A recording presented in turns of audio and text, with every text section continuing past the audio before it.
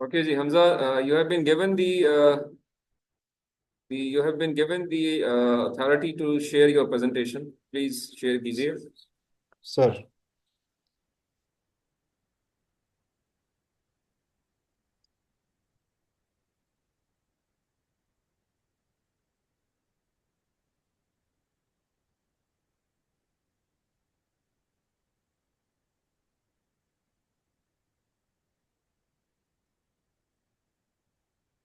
बिस्मिल्लाहिर्रहमानिर्रहीम। Sir, is it visible?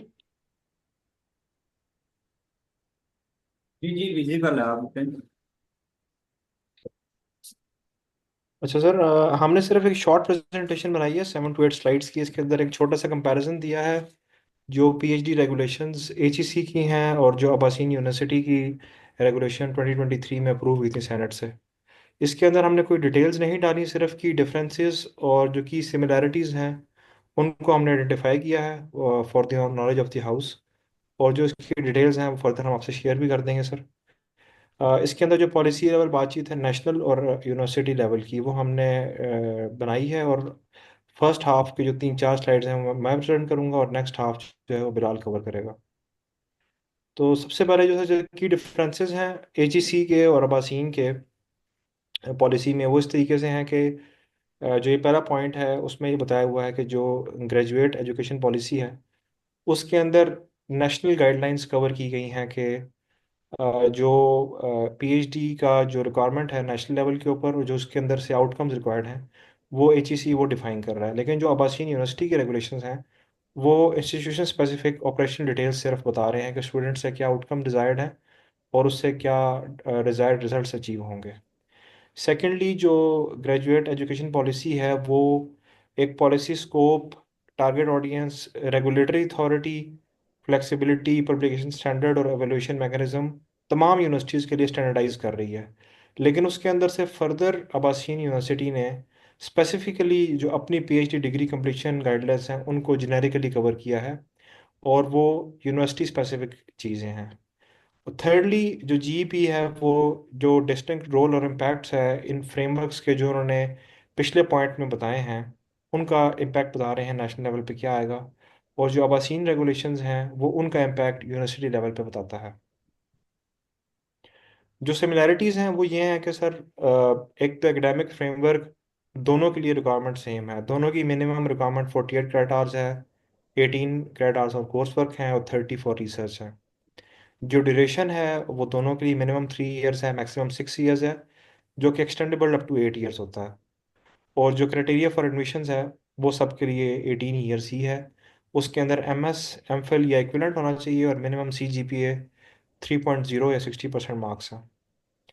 इसके अलावा जो आबासीन यूनिवर्सिटी के रेगुलेशंस हैं वो इन इट सेल्फ चूँकि एचईसी की जीईपी से ली गई हैं तो कोई इतना मेजर डिफरेंस नज़र नहीं आता, ज़्यादातर सिमिलैरिटीज़ ही हैं। और उनके अंदर academic framework, programme duration guidelines, admission criteria सारी चीज़ें सेम ही हैं और नेशनल नेशनल लेवल के ऊपर इनको सिमिलर किया गया है। मज़ीद सिमिलैरिटीज़ जो हैं वो प्री और पोस्ट एडमिशन है, इनको दो कैटेगरी में डिवाइड किया गया है। जो प्री एडमिशन है वो ऑलरेडी मैंने पिछली स्लाइड पे कवर भी कर दिया है, जिसके अंदर एजुकेशन है, ईयर्स ऑफ एजुकेशन है, एकेडमिक क्राइटेरिया है। एक इसके अंदर स्टेटमेंट ऑफ पर्पस भी रिक्वायर्ड है जो हम दोनों ने भी प्रायर टू एडमिशन अपना एक प्रपोजल सॉर्ट ऑफ डॉक्यूमेंट दिया था फॉर रिसर्च। और इसके अलावा जो एडमिशन टेस्ट है जो कि 2 3 तरह के होते हैं, उनके नाम एनटीएस भी है, जीआरई है, हैट है। उसके अंदर फर्दर फिर 2 टाइप्स हैं, एक गैट जनरल होता है और एक गैट सब्जेक्ट होता है। तो उनका स्कोर मिनिमम 60% होना चाहिए। जो गैट जनरल होता है वो तो जनरली एप्लीकेबल होता है और जो गैट सब्जेक्ट होता है वो स्पेसिफिकली फॉर कंप्यूटर साइंस या कंप्यूटर इंजीनियरिंग या सॉफ्टवेयर इंजीनियरिंग, इन तीनों के लिए एक तरह से थोड़ी सी डिफ्रेंसिएशन होती है इनके अंदर, और वो थोड़ा सा टफ भी होता है गैट जनरल के मुकाबले में। जो पोस्ट एडमिशन फॉर्मेलिटीज़ हैं उसके अंदर सिमिलैरिटी अगेन यही है कि जो भी एडमिशन के लिए स्टूडेंट आएगा, जब उसका एडमिशन हो जाएगा तो उसकी डिपार्टमेंटल लेवल पे एक स्क्रूटनी की जाएगी। और इसी तरह फिर उसके कोर्स वर्क को भी डिसिप्लिन जो उसके कोर्स वर्क में हैं उनको अच्छी तरीके से देखा जाएगा और सीजीपीए की मेंटेनेंस को इंश्योर किया जाएगा। सुपरवाइज़र रिसर्च डोमेन के अंदर और एक्स्ट्रा असाइनमेंट्स वगैरह दे के और सर्टिफिकेशंस और बाकी चीज़ें उनसे इंश्योर करवाएंगे। और एक सुपरवाइजरी कमेटी हर यूनिवर्सिटी लेवल पे उन स्टूडेंट्स को जो पीएचडी कर रहे हैं उनको ऑर्गेनाइज करने के लिए और उनको देखने के लिए रखी जाएगी। और इस सब की जो राइडर क्लॉज है वो ये है कि जो सुपरवाइजर कमेटी है वो बहुत इंपॉर्टेंट है पीएचडी स्कॉलर की प्रिपरेशन फॉर द पीएचडी और to become a good scholar. तो सर यहाँ तक मैं एक्सप्लेन करूँगा, इससे आगे Bilal will take on for further part. Sir अस्सलाम वालेकुम। मैं सर अभी इससे आगे बात करूंगा कि जब एडमिशन हो गया है एक पीएचडी स्टूडेंट का, तो उससे आगे क्या क्या फेजेस हैं उसकी पीएचडी की जर्नी में। इसमें दो मेन फेजेस हैं। पहला फेज है कोर्स वर्क और कॉम्प्रिहेंसिव एग्जामिनेशन का, जबकि दूसरा फेज है रिसर्च वर्क का। जो पहला फेज है course work and comprehensive exam, ये 2 to 3 सेमेस्टर्स तक चलता है। और उसके बाद जब रिसर्च प्रपोजल का वो डिफेंस कंप्लीट कर लेता है पीएचडी स्टूडेंट, तब ये फेज कंप्लीट होता है। कोर्स वर्क जो फेज है इसमें टोटल 18 क्रेडिट आवर्स कंप्लीट करने होते हैं स्टूडेंट ने। और ये पहले 2 सेमेस्टर में वो करता है, 3 3 सब्जेक्ट्स यूजुअली वो कोर्सेज वो लेता है। और जब ये 6 सब्जेक्ट्स कंप्लीट हो जाते हैं, जिनमें 3 मेजर्स और 3 इलेक्टिव्स होते हैं एक आइडियल सिनेरियो के अंदर, जब ये वो कम्प्लीटली पास कर लेता है तो तब उसको अलाउ किया जाता है कि वो कॉम्प्रिहेंसिव एग्जामिनेशन की तरफ जाए। और इसको पास करना ज़रूरी होता है ताकि वो रिसर्च प्रपोजल दे सके। अगर वो ये पास नहीं करता तो वो रिसर्च प्रपोजल नहीं दे सकता। कॉम्प्रिहेंसिव एग्जामिनेशन जो है इसमें एक चांस मिलता है स्टूडेंट को। अगर वो फर्स्ट ट्राई में पास नहीं कर सकता तो उसको एक और चांस दिया जाता है, जिसके दौरान 3 मंथ्स का टाइम लैग होता है। जब कॉम्प्रिहेंसिव एग्जाम पास हो जाता है तो जो ये कॉम्प्रिहें वो रिसर्च प्रपोजल डिफेंस की तरफ चला जाता है, जिसको एवेल्युएट करती है सुपरवाइजरी कमेटी उसकी। और जब सुपरवाइजरी कमेटी उसको अप्रूव कर देती है तो वो फॉर्मल रिसर्च की तरफ जा सकता है। और तब पीएचडी स्टूडेंट जो है वो ट्रांसफॉर्म हो जाता है पीएचडी स्कॉलर में, कि वो एक रिसर्च की जर्नी उसने स्टार्ट कर दी है। और इस पूरे प्रोग्रेस में, इस फेज में, ये जो 3 पॉइंट्स हैं ये बहुत क्रिटिकल हैं और इसको कंप्लीट करना ज़रूरी है, यानी पास करना ज़रूरी है for further progression in PhD. Next slide. अब जब रिसर्च फेज होता है तो उसमें तीन उसको भी 3 पोर्शन में किया जा सकता है।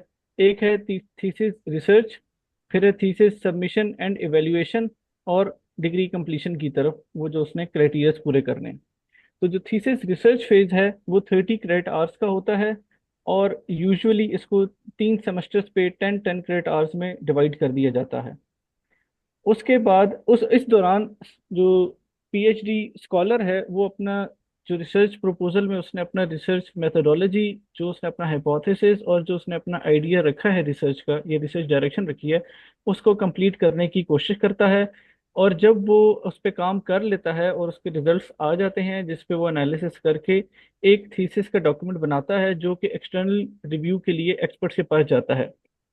एक्सपर्ट जो होते हैं वो डेवलप्ड कंट्रीज के होते हैं, और उनके भी क्राइटेरिया सेट हैं कि अच्छी जो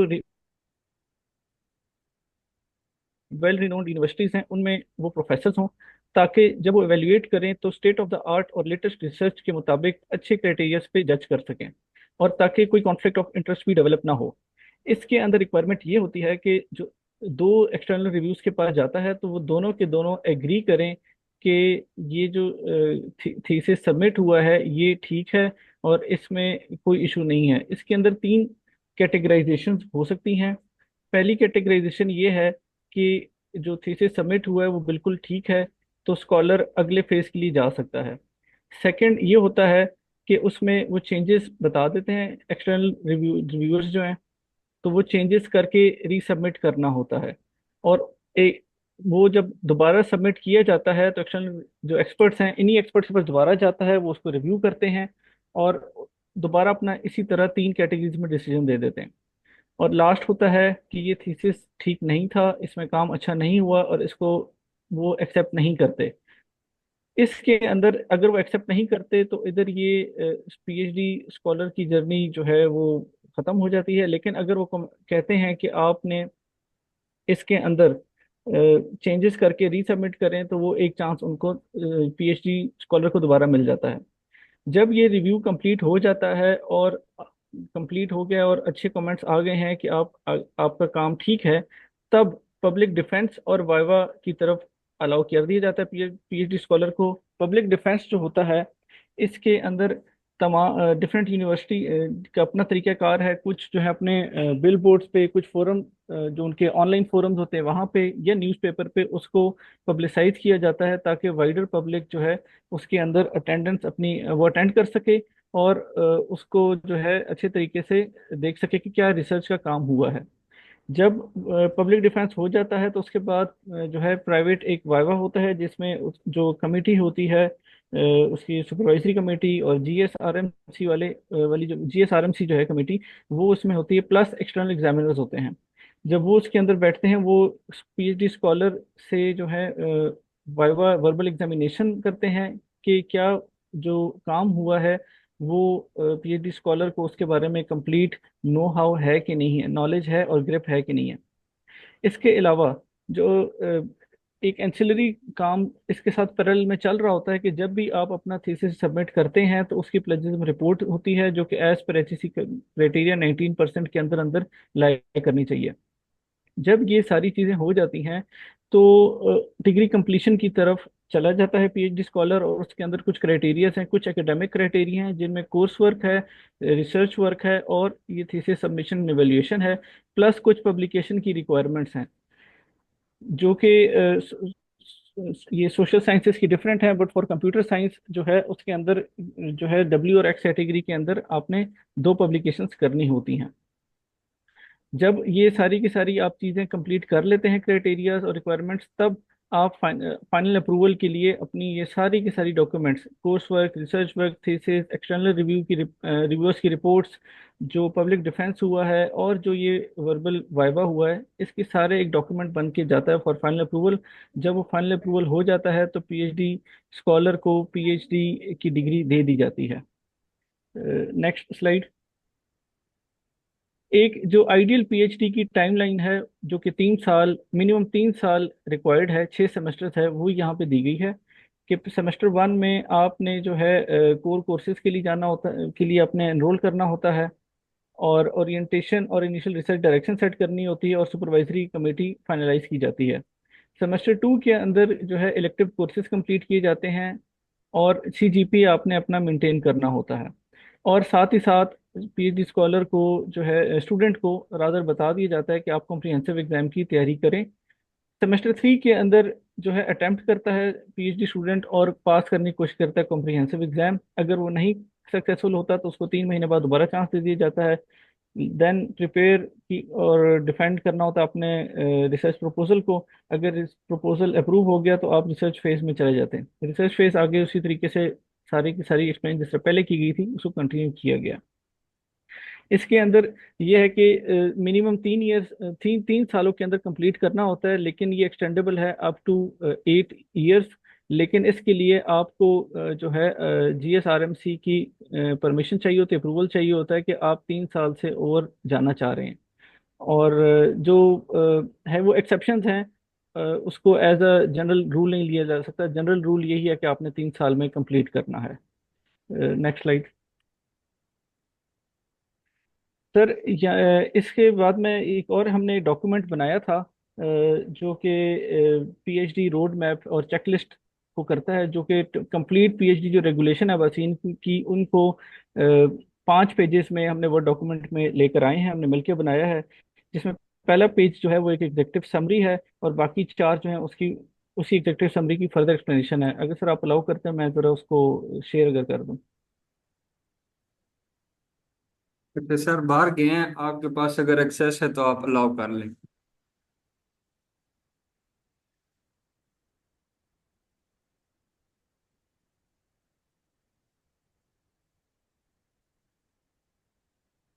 क्या स्क्रीन पे आ रहा है, आपके पास विजिबल हो रहा है? विजिबल है। अच्छा, ये जो पहला पेज है ये एग्जेक्टिव समरी है इसकी, कि इसके अंदर पहले कोर्स वर्क और रिसर्च है। इसके अंदर हम रिस्पॉन्सिबिलिटी भी डिफाइन करते हैं, जो जो टास्क होते हैं वो कौन कौन उसको अंजाम देगा। जो कोर्स वर्क है वो पीजी कॉर्ड देख रहा होता है, और कॉम्प्रिहेंसिव एग्जामिनेशन को एग्जाम आप वाले सेल वाले देखते हैं। जो डिफेंस होता है उसमें जो प्रोपोजल डिफेंस है, रिसर्च प्रोपोजल डिफेंस, उसे पीजी कॉर्ड और control of examination along with GSC and GSRMC देखता है। जो थीसिस का जो टॉपिक है उसका अप्रूवल रिसर्च पब्लिकेशंस और प्लेजरिज्म सिमिलरिटी जो टेस्ट होते हैं, ये सुपरवाइजर, क्यूईसी और जीएससी जीएसआरएमसी देखते हैं।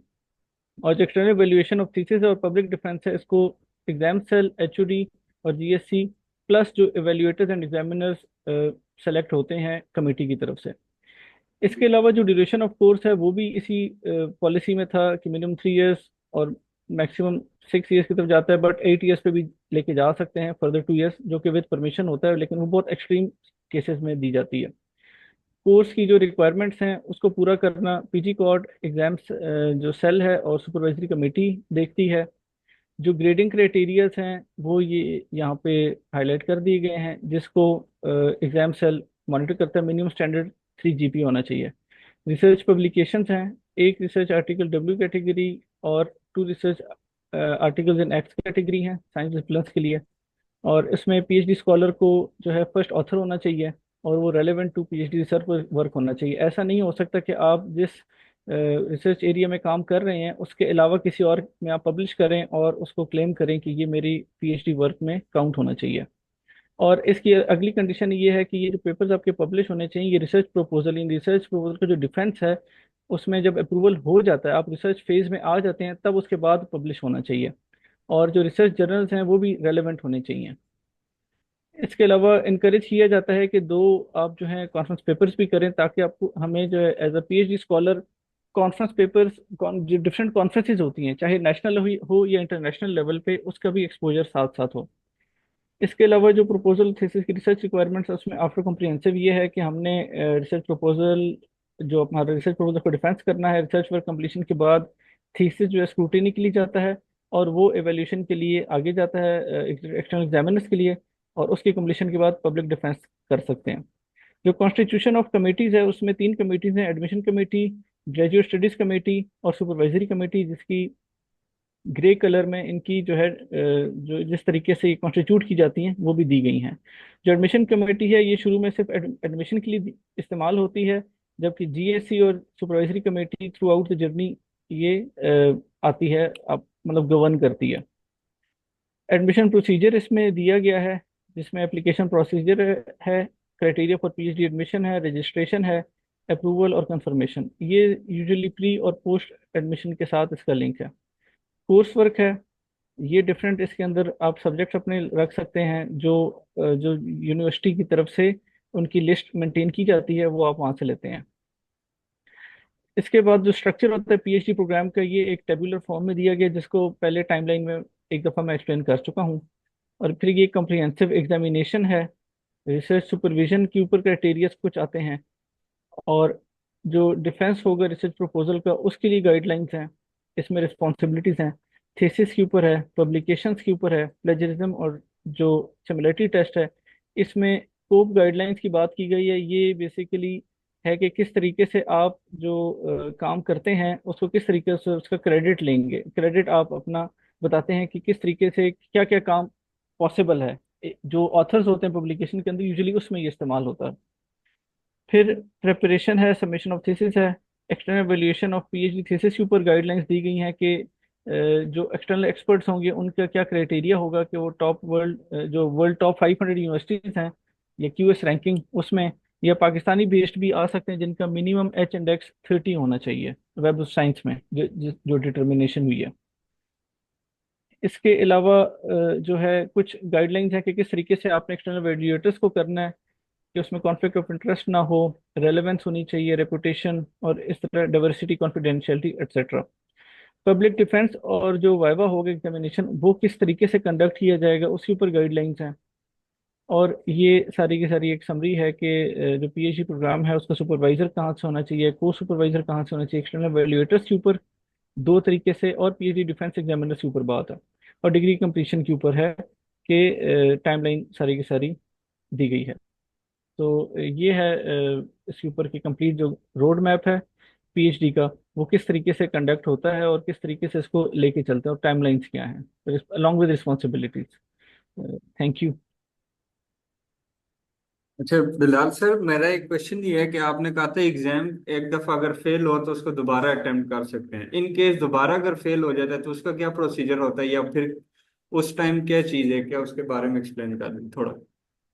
उस पे यह है कि जब अगर आप कॉम्प्रिहेंसिव अपना सेकंड टाइम भी क्लियर नहीं कर पाते तो आपका एडमिशन या रजिस्ट्रेशन ख़त्म हो जाती है। उसके बाद आप आगे कंटिन्यू नहीं कर सकते।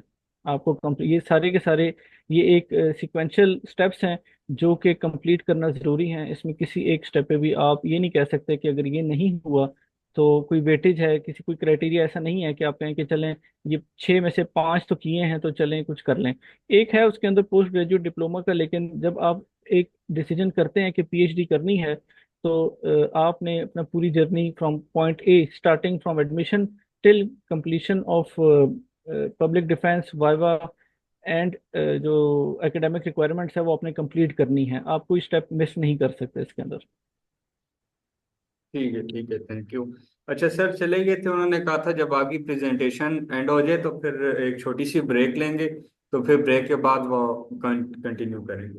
तो होपफुली है ना, अब मैं इसको भी मीटिंग को एंड कर देता हूँ या स्टॉप कर देता हूँ रिकॉर्डिंग। तो एक ब्रेक कर लेते हैं, फिर उसके बाद हम आ जाएंगे। चलें ठीक है, ठीक हो गया।